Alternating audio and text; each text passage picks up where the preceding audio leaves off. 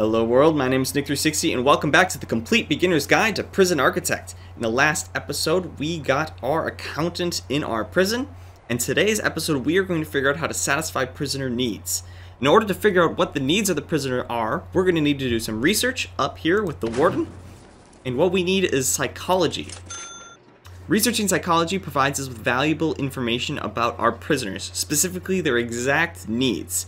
Each prisoner will have a long list of needs, and each need will either be satisfied or unsatisfied to a certain degree. And the more unhappy they are with a certain need, the less happy the prisoner are. For example, there's a need to eat. All humans have a desire to eat. If that need is not met, the prisoner will be hungry. Likewise, there is a desire to be clean, to be in clean clothes and to be well showered.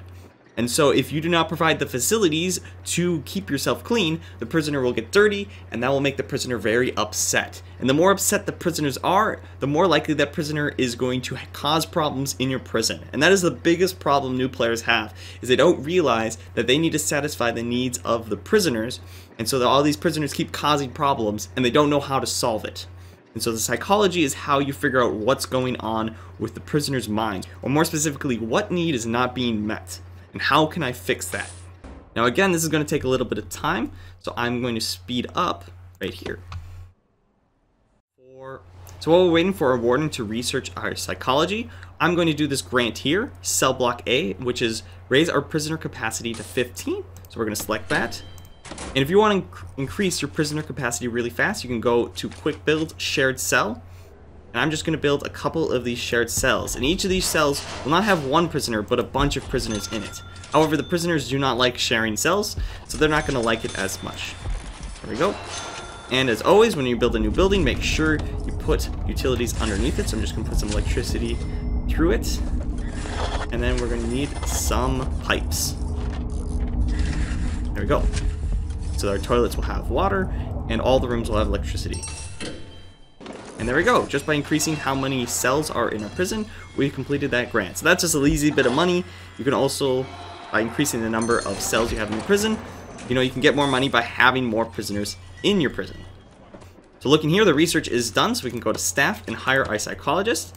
And like always, like all administrators, our psychologist needs an office. So the psychologist is going to go into this office here.